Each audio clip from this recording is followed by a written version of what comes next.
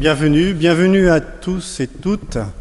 Nous sommes très heureux de recevoir aujourd'hui l'équipe du Grand Kiff, d'Alter Kiff, enfin bon, voilà, tout le staff qui prépare le Grand Kiff qui aura lieu en fin de semaine prochaine. Donc encore merci d'être à eux et merci d'être présents, vous tous de la communauté qui avez pu venir quand même malgré ces jours de congés ou de vacances. À bientôt. Je laisse la parole donc à Sophie pour nous mener dans ce culte.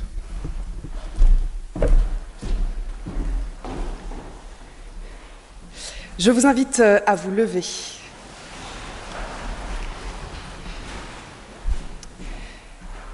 Au commencement, Dieu créa le ciel et la terre. Voilà le commencement de toutes choses, voilà le commencement de nos vies. Voilà le commencement de la résurrection et de nos résurrections. Aujourd'hui encore, nous nous mettons en route pour rencontrer ce Dieu qui crée et recrée. Nous nous mettons à l'écoute de sa parole qui relève et qui crée en nous joie, amour, grâce et paix. Au commencement. Si vous êtes arrivé ce matin fatigué, épuisé, en recherche, en colère ou attristé, si vous êtes arrivé heureux, satisfait, confiant, en pleine forme, que ce culte puisse être pour chacun de nous un commencement. Le commencement d'une nouvelle vie, le commencement d'un élan nouveau, le commencement de notre action dans cette création. Au commencement, Dieu avec nous, pour nous, par nous. Il nous offre de manière inconditionnelle l'espérance de la paix, l'assurance de la joie de la vie et la puissance de l'amour. Alors rayonnons de joie aujourd'hui pour ce temps de culte. Amen. Bonjour à tous, comment ça va ? Moi aussi. On est très heureux donc d'être présents aujourd'hui. Dans ce temple, aujourd'hui, nous avons donc des paroissiens d'Albi, nous avons peut-être des personnes de passage, nous avons des bénévoles, des volontaires, des kifters, du comité de pilotage, du comité exécutif, du Grand Kiff. Et on est tous ensemble dans ce lieu pour vivre quelque chose de commun. Voilà. Et on est très heureux d'être ici pour pouvoir partager ce temps de culte tous ensemble. Je vous propose de poursuivre par la prière de louange.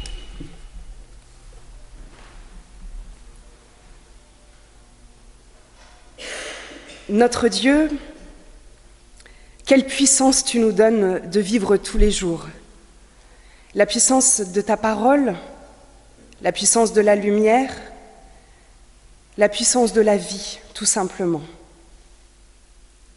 Tu te donnes à chacun de nous pour que nos routes soient toujours plus éclairées, que nos chemins soient toujours plus clairs, que nos vies rayonnent toujours plus. Tu mets devant nos yeux ta création, celle qui nous permet de vivre et d'avancer, d'évoluer et de prendre conscience que nous faisons partie d'un tout. Alors quelle joie de pouvoir te prier, te chanter, te louer pleinement dans nos vies, car tu es celui qui rend notre vie plus sûre, plus belle, plus confiante. Par ta parole, tu crées et recrées perpétuellement en nous ce qui est source de vie, nous empêchant de sombrer totalement.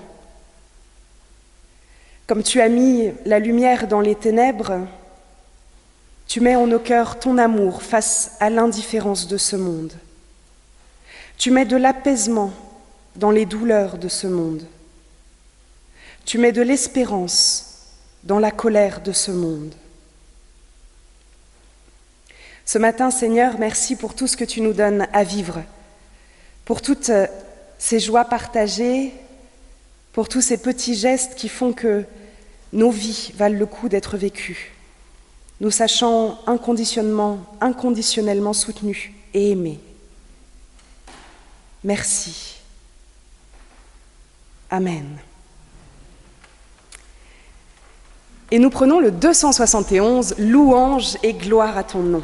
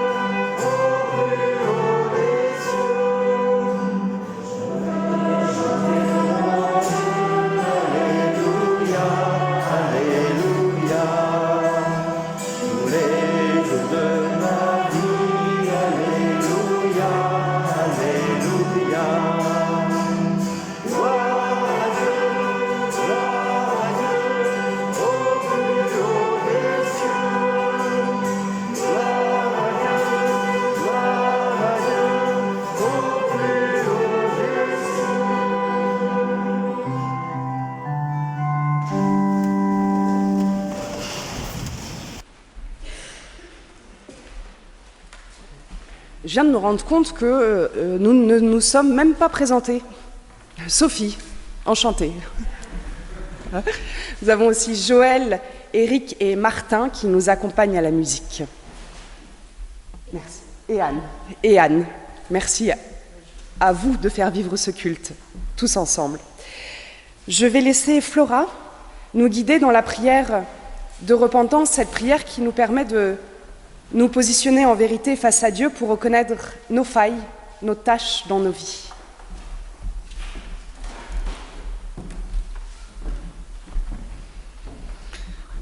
Nous prions.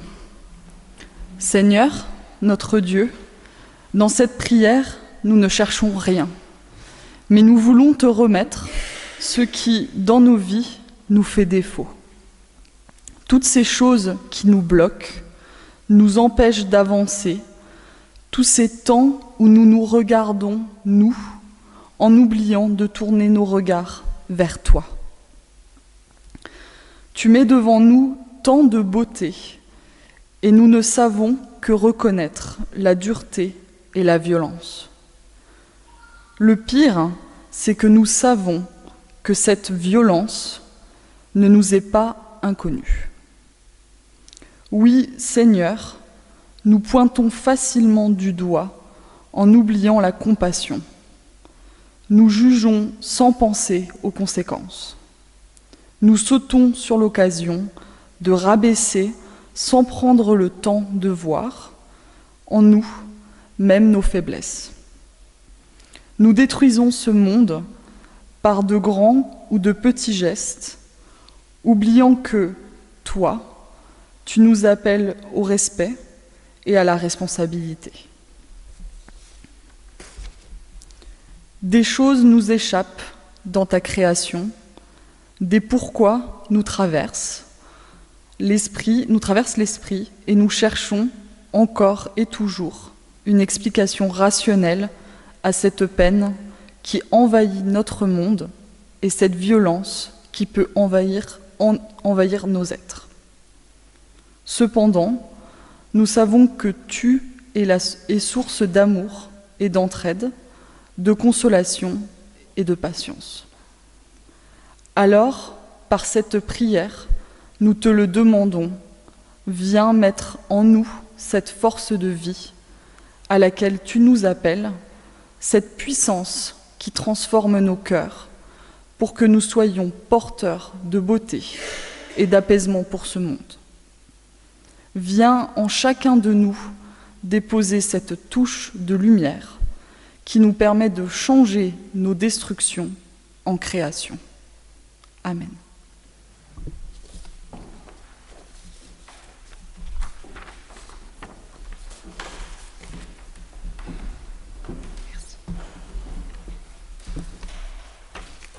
Nous prenons le 609, les strophes 1 et 2, et nous pouvons rester assis pour chanter le 609, les strophes 1 et 2 quand le soir descend.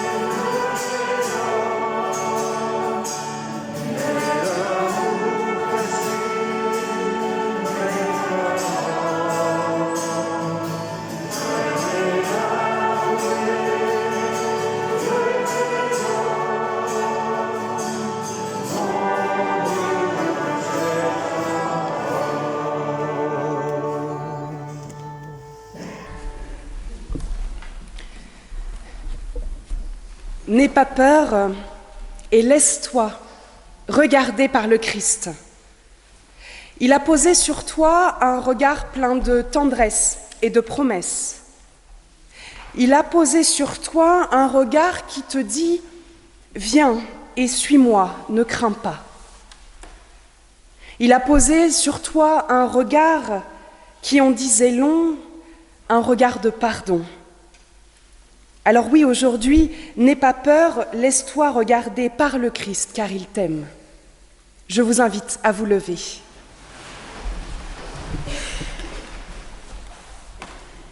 Si quelqu'un nous demande, en sortant de ce temple aujourd'hui ou dans la semaine, pourquoi nous chantons et louons Dieu, si quelqu'un nous demande pourquoi nous avons confiance en l'avenir de nos vies, si quelqu'un nous demande pourquoi nous proclamons l'amour et la fraternité, nous pourrons lui répondre que c'est parce que nous avons été regardés par le Christ, avec un regard d'amour et de pardon, un regard qui nous relève. C'est un regard qui nous relève pour que nos vies soient remplies de joie et non d'enfermement, de libération et non de culpabilité, un regard qui dit au monde combien Dieu est grand pour chacun de nous. Alors, relevons-nous tous ensemble et répondons à la profondeur de notre foi, à tous ceux qui se questionnent, et la lumière de Dieu brillera à travers nous. Amen. Seigneur, dirige et sanctifie, c'est le 568. Seigneur, dirige et sanctifie, le 568.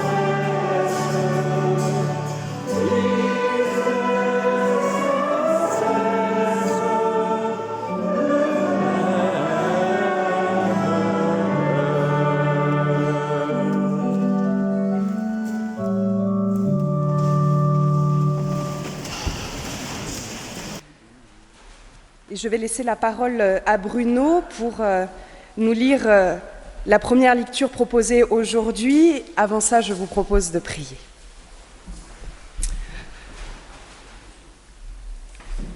Notre Dieu éternel, par ta parole, tu rejoins une fois encore nos vies pour que nous puissions être animés, portés, transportés par cette parole. Qu'aujourd'hui encore, par ton esprit, tu rejoignes les cœurs, que tu nous permettes d'entendre que cette parole est vitale pour chacun de nous et qu'elle nous porte à l'action dans ce monde. Merci pour ta présence en chacun de nos cœurs, en chacune de nos mains, en chacune de nos oreilles et de nos bouches. Que nous puissions nous mettre à l'écoute de ta parole. Amen.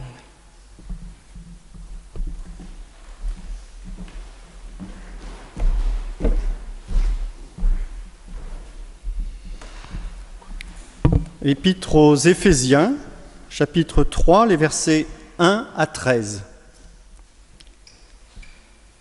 Moi, Paul, je suis prisonnier du Christ Jésus, pour vous qui n'êtes pas juifs.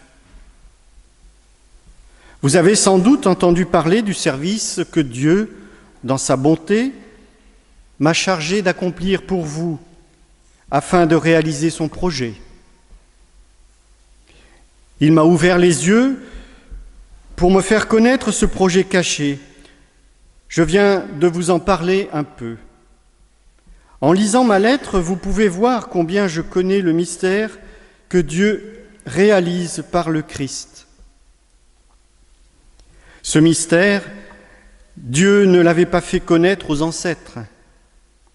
Mais aujourd'hui, il vient de le faire connaître par son esprit à ses apôtres saints et à ses prophètes. Voici ce mystère. En étant unis au Christ Jésus par la bonne nouvelle, ceux qui ne sont pas juifs reçoivent en partage les mêmes biens que les juifs. Ils font partie du même corps, ils participent à la même promesse.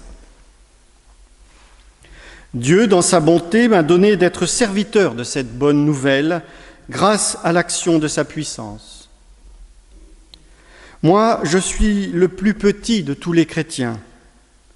Pourtant, j'ai reçu ce don, annoncer à ceux qui ne sont pas juifs la richesse très profonde du Christ. J'ai également reçu le don de montrer clairement comment Dieu accomplit ce mystère. Lui qui est le créateur de toutes choses, il avait caché en lui ce mystère depuis toujours. Alors, maintenant, par l'Église, tous ceux qui ont autorité et pouvoir dans les cieux peuvent connaître la sagesse de Dieu. Cette sagesse, Dieu la montre de 1000 manières, selon le projet qu'il avait fait depuis toujours. Ce projet, il l'a réalisé dans le Christ Jésus, notre Seigneur. Nous sommes unis au Christ et nous croyons en lui. Nous avons donc la liberté de nous approcher de Dieu avec confiance. C'est pourquoi je vous le demande. Ne vous laissez pas décourager par les souffrances que je supporte pour vous. Elles vous donnent la vraie gloire.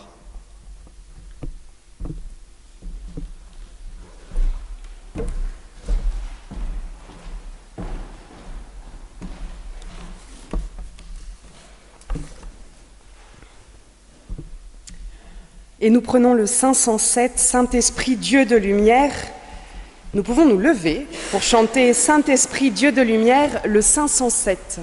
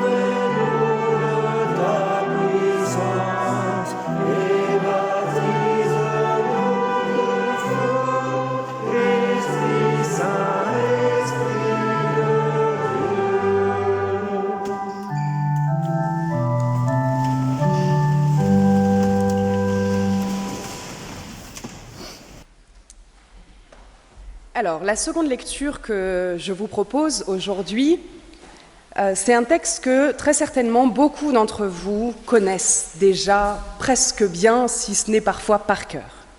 Il se trouve dans le livre de la Genèse, au chapitre 9, les versets 8 à 17. Voilà ce qu'il nous dit. Dieu dit encore à Noé et à ses fils avec lui.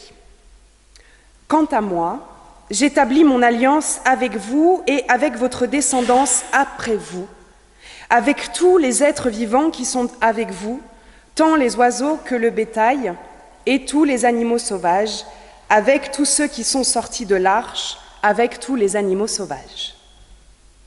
J'établis mon alliance avec vous. Tous les êtres ne seront plus retranchés par les eaux du déluge, et il n'y aura plus de déluge pour anéantir la terre.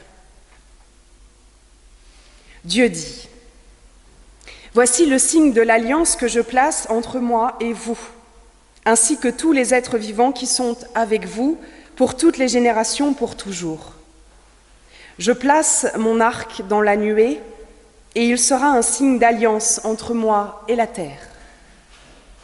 Quand j'aurai rassemblé des nuages au-dessus de la terre, l'arc apparaîtra dans la nuée, et je me souviendrai de mon alliance entre moi et vous, ainsi que tous les êtres vivants, et les eaux ne se transformeront plus en déluge pour anéantir tous les êtres. L'arc sera dans la nuée, et je le regarderai pour me souvenir de l'alliance perpétuelle entre Dieu et tous les êtres vivants qui sont sur la terre. »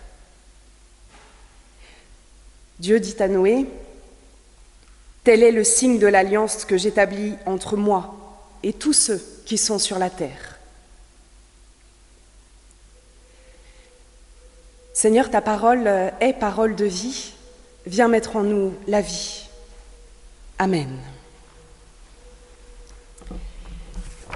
Alors voilà, on y est, à quelques jours du Grand Kiff. Ça commence vendredi. Et ce thème du Grand Kiff, la terre en partage. Et depuis le début de nos réflexions, il y a 2 ans et demi maintenant, nous mettons un point d'honneur à ne pas cantonner ce thème à la simple question de l'écologie, mais aussi à la question de la fraternité, de la solidarité, de la justice sociale. Dans la terre en partage, il y a partage. Oui, grande annonce ce matin, j'en suis consciente. Dans la terre en partage, il y a partage. Mais plus précisément, s'il y a partage, ça veut dire qu'il y a au moins 2 personnes. On ne partage pas tout seul. Il y a toujours une forme de lien qui se crée au moins à 2, une forme d'alliance qui se met en place, une forme de, peut-être, contrat inconscient qui permet le partage. Aujourd'hui, nous partageons ensemble, et c'est un contrat inconscient que nous faisons de partager ensemble. On fait alliance. C'est pour ça que le Grand Kiff va se décliner dans un « je suis » avec les autres dans le monde. Présentation générale du Grand Kiff. Mais, au milieu de tout ça, là, quelle est notre voie de chrétien aujourd'hui lorsque nous abordons les questions d'écologie, de solidarité, d'entraide? Qu'avons-nous à dire, à faire?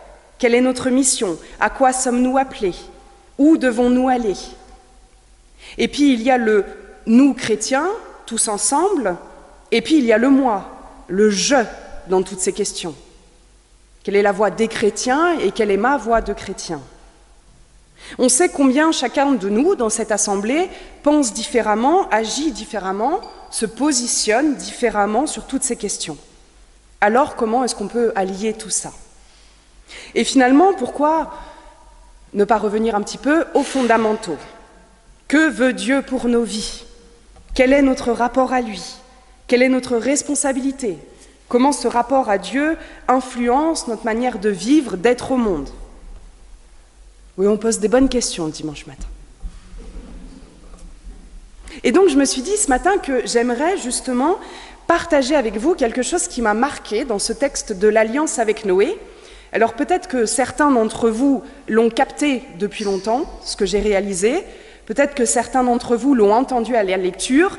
et peut-être que certains n'ont encore pas réalisé ce que moi j'ai réalisé il y a quelque temps. Mais pas si longtemps que ça, je vous rassure. Par réflexe, pour nous, quand on parle du texte de l'Alliance, c'est un texte de l'Alliance entre Dieu et les humains. Si je vous avais posé la question avant la lecture de ce texte de l'Alliance, avec qui Dieu fait-il alliance, la majorité d'entre nous, on aurait répondu avec les humains. Dieu fait alliance avec les humains. Alors que Dieu, dans ce texte précisément, ne fait pas alliance qu'avec les humains, mais avec tous les êtres vivants qui sont sur la terre. Et ce n'est pas anodin de se rappeler aujourd'hui, dans les temps que l'on vit, que ce soit les guerres, la pandémie, les tensions et colères, l'injustice sociale, les élevages de masse ou encore la question écologique, nous rappeler que Dieu ne fait pas seulement alliance avec l'humain, mais avec tous les êtres vivants. Cela nous permet aussi de nous rappeler, peut-être très simplement, qu'on n'est pas seul sur cette planète Terre, sur cette terre, que nous faisons partie d'un tout. L'humain n'est pas juste humain seul, mais il fait partie d'un monde dans tout ce qu'il a de diversifié et de complexe. C'est un grand manque d'humilité, je crois, que de penser que nous sommes supérieurs à ce qui nous entoure, que de penser que nous n'avons pas besoin de ce qui nous entoure, des animaux, des éléments, pour être humain. Quand on voit ce qu'un tout petit virus peut faire à l'échelle mondiale, définitivement, nous ne pouvons pas ne pas prendre conscience que nous faisons partie d'un tout. Mais allons un peu plus loin sur cette question d'alliance. On a l'impression souvent, si ce n'est tout le temps, que Dieu fait alliance avec nous, mais que nous ne faisons pas alliance avec Dieu. Dans ce texte, c'est clairement Dieu qui fait alliance avec ce monde. Quelque chose de très vertical, finalement. Dieu fait alliance avec ce monde. Mais, oui, parce qu'il y a un mais, vous vous en doutiez. Dieu ne choisit pas n'importe quel signe pour parler et se rappeler de son alliance. Un arc-en-ciel. L'arc-en-ciel n'a rien de vertical. Il n'est pas Dieu puis la terre. L'arc aurait plutôt tendance à faire terre, Dieu, terre. Terre, Dieu, terre. Ce n'est pas vertical. C'est un mouvement, cette alliance. C'est une manière de signifier que nous sommes dans un dialogue avec Dieu, nous montons à lui, nous passons par lui, et nous redescendons dans ce monde pour un être et un agir. Nous partons d'un endroit pour arriver à un autre endroit, en passant par Dieu. Passer par Dieu et son alliance, c'est nous déplacer, c'est nous faire atterrir autre part, c'est nous mettre en mouvement. C'est un chemin qui passe par Dieu, c'est un chemin vers l'autre, vers le vivant en général, qui passe par Dieu. C'est donc une première chose pour nous croyants aujourd'hui, ce lien qui nous met en relation avec Dieu, c'est un chemin qui nous renvoie dans le monde en nous déplaçant. Nous ne sommes pas figés à un seul endroit, mais nous sommes invités par cet arc. Nous sommes invités à nous lancer dans le monde avec une force qui nous est donnée. On monte à Dieu pour redescendre dans le monde. Alors voilà la première chose que j'aimerais nous laisser ce matin. Vivre en relation avec Dieu, être croyant, ce n'est pas rester figé dans un spirituel. Ce n'est pas prendre une échelle pour monter directement en haut de l'arc-en-ciel et y rester. Mais c'est être lancé pour un agir, pour le vivant. Bon, mais ensuite, continuons. Continuons un peu avec cet arc. Il nous faut quoi pour qu'un arc-en-ciel naisse ? De la pluie et du soleil. Ça va, on est tous raccords au niveau scientifique de l'apparition d'un arc-en-ciel. Il nous faut de la pluie et de la lumière. Et oui, c'est quand c'est pourri et qu'apparaît la lumière que l'alliance avec Dieu se rappelle aussi à nous. Dans notre monde aujourd'hui, de la pluie, on en voit, voire même des orages, des tempêtes. On a une impression perpétuelle, peut-être pour certains d'entre nous, que rien ne va dans ce monde. Une pandémie qui se déchaîne, un chômage qui augmente, une misère sociale qui ne nous étonne même plus, une jeunesse qui est parfois sacrifiée, une haine de l'autre qui est complètement décomplexée, une maltraitance animale qui ne fait que grandir, des migrants toujours plus nombreux, des migrants qui fuient la guerre, des migrants en danger à cause de leur foi, à cause de leur orientation sexuelle, et ne parlons même pas des migrants climatiques qui, s'ils ne sont pas encore là, ne devraient pas tarder. C'est le moment de la prédication où on se sent bien. Bref, toujours plus de personnes en détresse sentimentale, émotionnelle, psychologique, spirituelle. Combien de personnes, nous connaissons, qui sont aujourd'hui en burn-out, dans un mal-être profond. Rajoutez à ça des colères plus ou moins légitimes qui montent de tous bords, témoignant souvent d'une détresse profonde. Et on ne parle pas non plus de ceux qui, par volonté de pouvoir, se permettent de détruire leur pays ou de détruire l'autre bout de la planète. Oui, on a réellement l'impression d'être en pleine pluie, en pleine tempête.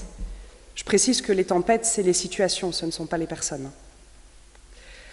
Alors la question se pose légitimement, puisque pour qu'il y ait un arc-en-ciel, il faut de la pluie et de la lumière. Comment se rappeler de l'alliance que Dieu a faite avec le vivant au milieu de cette pluie?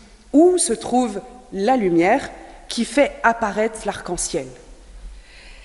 Eh bien, désolé de vous l'annoncer comme ça, mais c'est notre job, en fait. C'est notre job, ça. Et oui, on ne peut pas, voire même plus, se défiler maintenant. Il nous est demandé de faire briller cette lumière. Et je vous relis les versets 8 et 9 de l'Épître aux Éphésiens que nous a lu Bruno.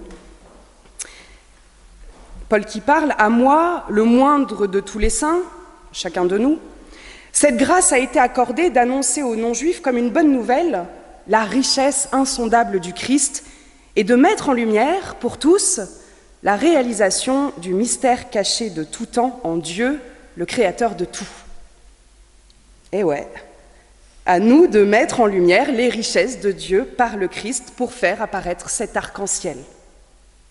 Le verset qui suit précise même que c'est bien le rôle de l'Église, de l'assemblée des croyants. Et même entre Jésus, qui lui nous annonce qu'il est la lumière du monde, et qui ensuite nous dit « vous êtes la lumière du monde », il n'a pas dit « soyez la lumière du monde », il a dit « vous êtes la lumière du monde ». À partir d'un moment, on ne peut pas dire qu'on ne savait pas, que c'était notre job. Et le Christ lui-même, dans les évangiles, il nous donne absolument toutes les clés dont nous avons besoin pour faire vivre la lumière dans le monde. La fraternité, la main tendue, la solidarité, redonner à mon prochain sa posture d'humain, dire à l'autre « tu es tout autant important que moi, il est bon que tu existes », aller vers l'autre que je ne connais pas encore, faire à mon prochain ce que j'aimerais qu'on fasse pour moi, prendre soin de la terre par amour pour ceux qui sont là, mais aussi par amour pour ceux qui vont arriver après. Franchement, lorsqu'on lit les évangiles, est-ce qu'on peut passer à côté de ça? Je ne crois pas. On ne peut plus. On n'a pas le droit de passer à côté de ça si on est là ce matin. Je ne veux pas vous agresser, ce n'est pas le but. Je me prêche à moi-même aussi, je vous rassure. Voilà donc le deuxième point que j'aimerais nous laisser ce matin. Nous avons la responsabilité de faire briller la lumière dans ce monde. Peu importe comment, nous en avons la pleine responsabilité pour que Dieu puisse se révéler pleinement. C'est notre job. Et enfin, un dernier point que nous révèlent ces textes. Une fois que la lumière est apparue, que se passe-t-il? L'arc-en-ciel apparaît. Nous sommes chacun et chacune une couleur de cet arc-en-ciel. Il y a tellement de manières colorées de monter à Dieu, et il y a tellement de manières colorées de repartir dans le monde. Chacune de nos communautés, chacun de nous, avons un engagement différent pour ce monde, mais à n'en pas douter, il nous est offert de les vivre pleinement, chacun à notre manière. La paroisse d'Albi porte une autre couleur que la paroisse du Mans, là où je suis pasteur. On n'a pas la même couleur. Le synode national porte une autre couleur que le Grand Kiff. Et chacune des personnes qui se trouvent dans ces lieux porte en elle une autre couleur encore. Certains aideront à la distribution alimentaire, d'autres mettront en place des poubelles de tri dans les paroisses ou chez eux, certains demanderont à ce que nous mangions local dans les repas de paroisse et d'autres s'engageront pour les droits des femmes, des enfants, des migrants, Certains s'impliqueront dans des jardins partagés, pendant que d'autres souriront simplement à un inconnu dans la rue. Quelle magnifique richesse! Vous vous rendez compte que de l'arc-en-ciel qu'on forme tous ensemble? Personnellement, ça me donne la patate. Mais on est un arc-en-ciel de fou quand même, chacun à notre manière. Et il faut qu'on soit tous ensemble pour que ça forme un arc-en-ciel. Nous sommes à la fois la lumière qui révèle l'arc en suivant le Christ, et nous sommes aussi l'arc en lui-même. Nous révélons toute l'épaisseur de Dieu dans ce monde par tellement d'actions et d'êtres. Oui, toute l'épaisseur de Dieu. Dans le texte d'Éphésiens, il nous l'est dit, afin que la sagesse de Dieu, dans sa grande diversité, soit maintenant portée par l'Église. Et littéralement, en grec, la grande diversité de Dieu, c'est polypoikilios, ça veut dire polymulticolore. C'est pas anodin, hein? La grande diversité de Dieu, c'est polymulticolore. Et ouais, Dieu est multicolore, tout comme l'arc est multicolore, tout comme nous, tout comme ce monde dans sa diversité, c'est QFD. Et une fois encore, il en va de notre responsabilité de révéler pleinement l'épaisseur de Dieu dans ce monde en prenant toutes les couleurs. Voici donc le troisième point que je nous laisse ce matin. Nous sommes appelés à être l'arc-en-ciel du monde, les acteurs de l'Alliance, à l'image de Dieu multicolore, pour révéler pleinement qu'il a fait et qu'il fait encore alliance avec tout le vivant. Bon, voilà. À quelques jours du grand kiff, sur ce thème de la terre, on partage. Et puis dans le contexte qu'on vit aujourd'hui, résumons ce qu'on vient de dire.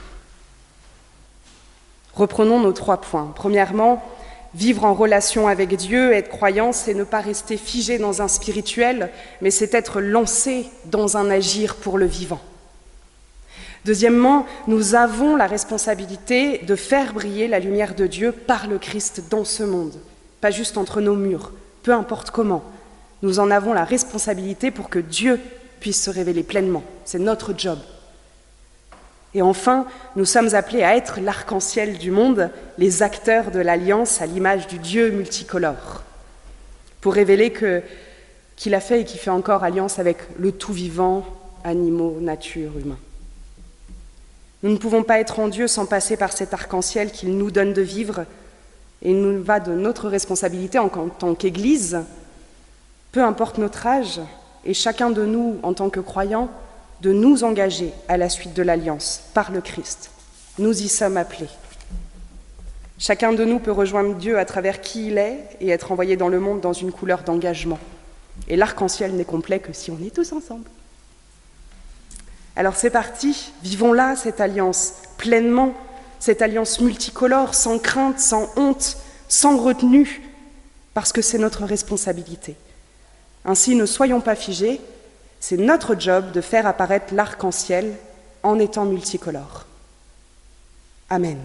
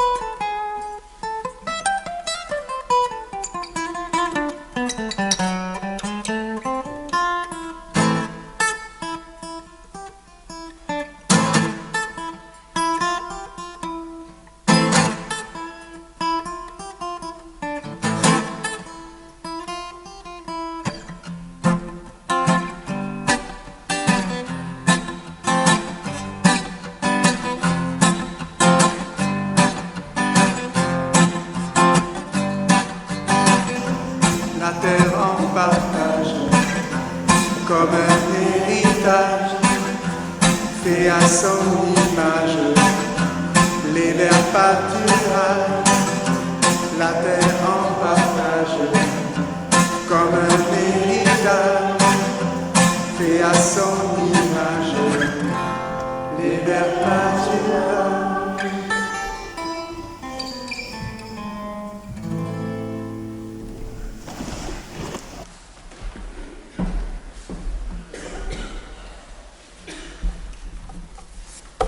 Des petites gouttes de la musique du Grand Kiff. Et nous allons prendre le 614, tu es là au cœur de nos vies, le 614, et je vous invite à vous lever pour chanter le 614.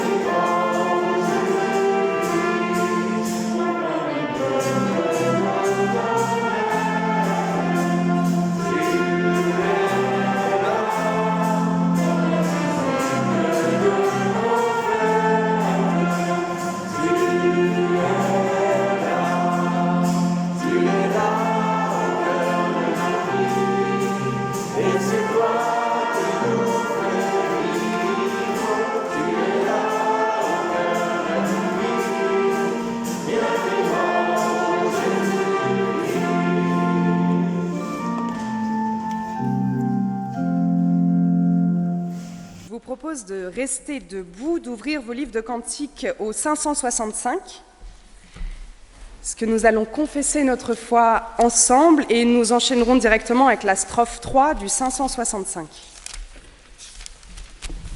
565. Et dans le livret liturgique, nous allons prendre la confession de foi 9, c'est la dernière page.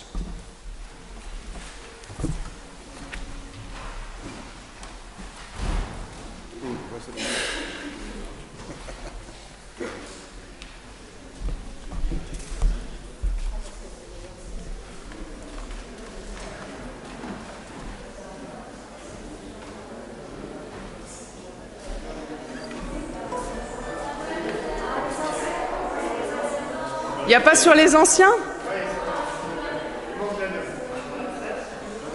Mais ça sera une surprise. Ah d'accord. Sur les anciens, ça s'arrête à 7 ? Confessons notre foi ensemble pour ceux qui veulent le dire à voix haute. Pour d'autres, laissez-vous rejoindre par ces mots et faites-les vôtres.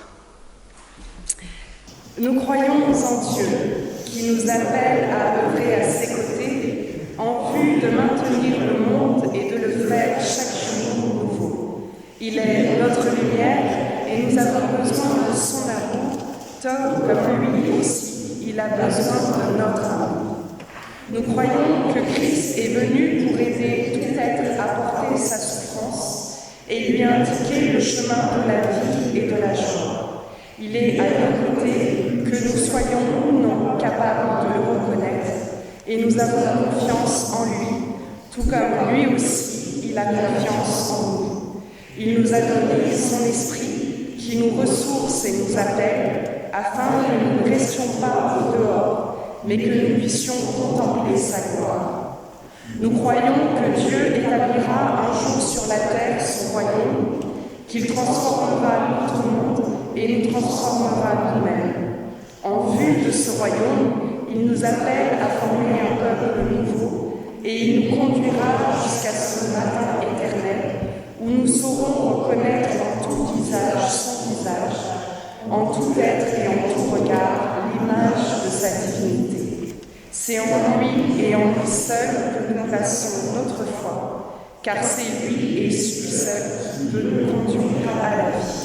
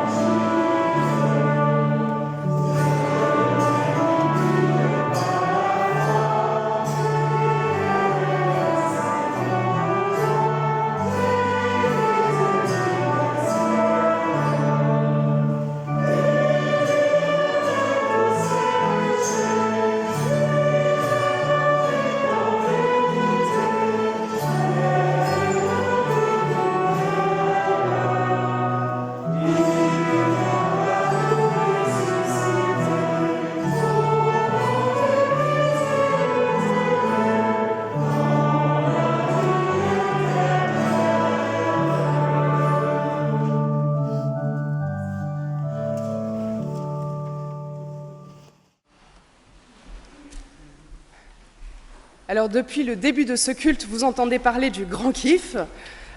Pour ceux qui ne sauraient pas ce que c'est la 4e édition du Grand Kiff. C'est un rassemblement jeunesse protestant organisé par notre Église, l'Église protestante unie de France, pour les jeunes entre 15 et 20 ans, qui se passera donc cette année du 29 juillet au 2 août. Et en plus de ça, nous avons l'Alterkiff. L'Alterkiff, ce sont des jeunes de 18 à 30 ans qui nous aident une semaine avant le Grand Kiff et 2 jours après le Grand Kiff à finaliser l'organisation de ce Grand Kiff en prenant place dans la logistique, dans la restauration, dans les cultes, dans l'animation, dans les activités, dans l'accueil, dans tout ce qu'il faut pour que le Grand Kiff fonctionne. Et donc vendredi, nous avons 400 jeunes de notre Église qui arrivent et donc nous nous affairons à la réalisation de ce Grand Kiff. C'était clair ? Limpide, comme de l'eau de roche. Peut-être que la paroisse d'Albi a des annonces à faire.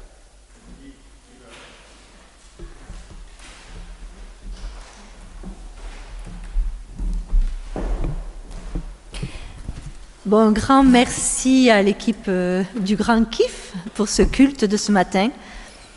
Donc, tous les cultes seront assurés cet été à Albi, sauf le 22 août, puisqu'il y a le culte à la pierre plantée. Tous les mercredis de juillet et août, à 19h, dans les jardins du Temple, il y a les repas d'été. Chacun est invité à venir. Il faut apporter ses couverts et un plat à partager. Très important, cette semaine, le vendredi 30 juillet, à partir de 20h30, il y a une rencontre en marge du Grand Kiff qui a lieu au Temple d'Albi. Et le thème de cette soirée, c'est « La terre en partage, écologie, quelle parole spécifique des églises ?»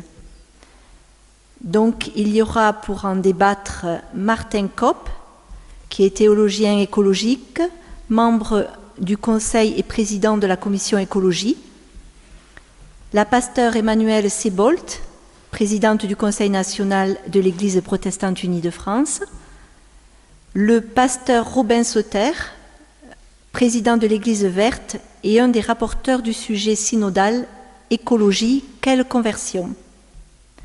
Alors c'est une occasion unique de les rencontrer et c'est vendredi à 20h30 ici même. Voilà. Est-ce qu'il y a d'autres annonces ?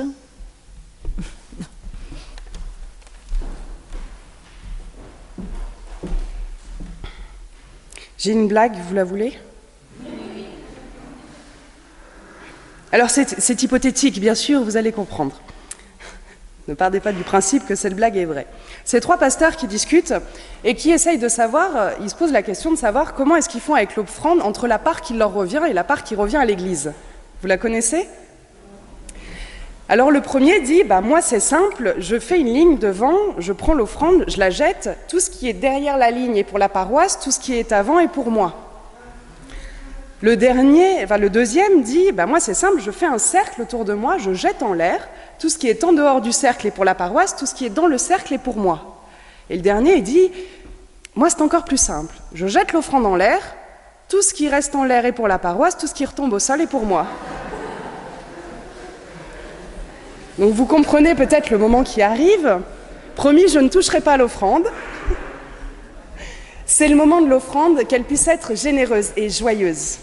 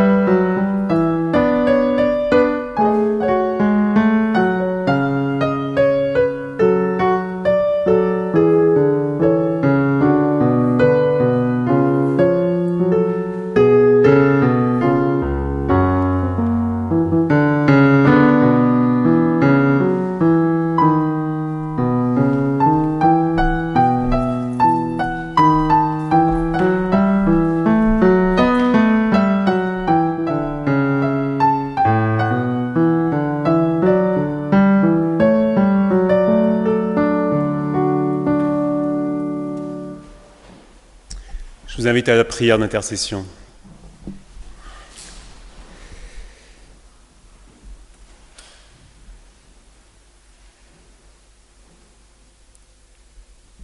Seigneur notre Dieu, nous n'avons ni l'amour patient, ni l'amour sans condition dont nous parle l'apôtre Paul. Nous sommes si peu enclins à te prier vraiment que nous avons besoin que tu viennes te glisser dans notre prière, que tu t'insinues entre les mots, que tu transformes nos formules hésitantes en convictions qui nous portent.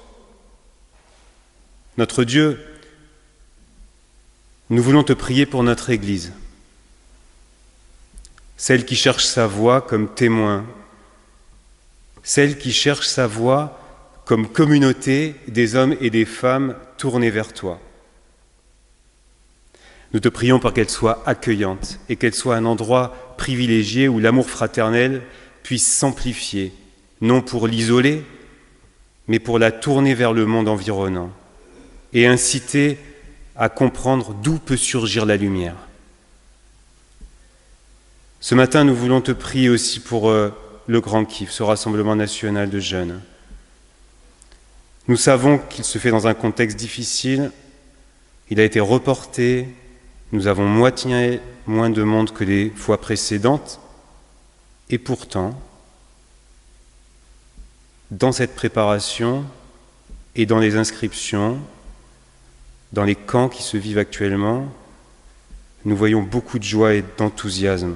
Alors nous te prions pour tous ceux qui le préparent, ceux de notre Église, les jeunes qui s'engagent 10 jours pour ce rassemblement, pour les cadres de notre Église, les responsables, pour celles et ceux qui travaillent pour nous, qui ont été embauchés alors qu'ils ne partagent pas forcément notre foi et qui sont dans le dialogue avec nous tous les jours, qui se mettent au service. Nous te prions aussi pour toutes celles et ceux qui, pour qui la vie semble un puits sans fond. Donne à toutes celles et ceux qui ne voient plus l'avenir possible un signe visible de ta compassion et de ta présence à travers nous. À nous qui parfois avons du mal à ouvrir nos bras et nos mains, à ouvrir nos cœurs et nos vies à ceux qui ont besoin de ta parole de vie, donne-nous d'être accueillants. Donne-nous toujours plus encore ton esprit pour que nous puissions faire germer les fruits de l'entraide, de l'empathie, du partage de la joie, afin que beaucoup puissent être nourris de la lumière que tu nous offres. Permets à notre pays d'être un véritable refuge et ouvre nos cœurs et nos mains pour partager ce que nous avons reçu. Donne-nous un regard toujours plus neuf et confiant pour voir en celle ou celui qui vient d'ailleurs une personne qui a autant de valeur que moi, qui a une histoire et des dons enrichissants, qui est aussi porteur de cette graine que tu lui as confiée. Permets-moi de la recevoir avec humilité. Et ensemble, nous pouvons te dire cette prière que Jésus a enseignée à ses disciples. Notre Père, qui es aux cieux, que ton nom soit sanctifié, que ton règne vienne, que ta volonté soit faite sur la terre comme au ciel. Donne-nous aujourd'hui notre pain de ce jour.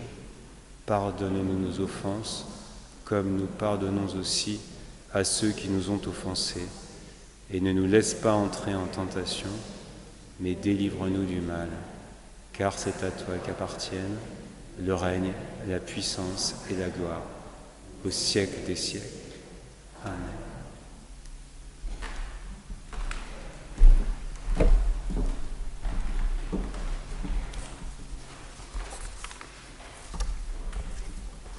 Je vous invite à vous lever.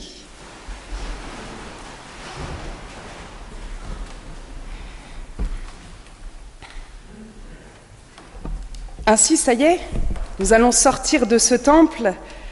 Restons assurés que chacun de nous peut rejoindre Dieu à travers qui il est et être renvoyé dans le monde avec une couleur d'engagement. Et l'arc-en-ciel ne sera complet que si nous y sommes tous ensemble. Ainsi, ne restons pas figés. C'est notre job de faire apparaître l'arc-en-ciel en étant multicolore. Recevons la bénédiction de la part de Dieu.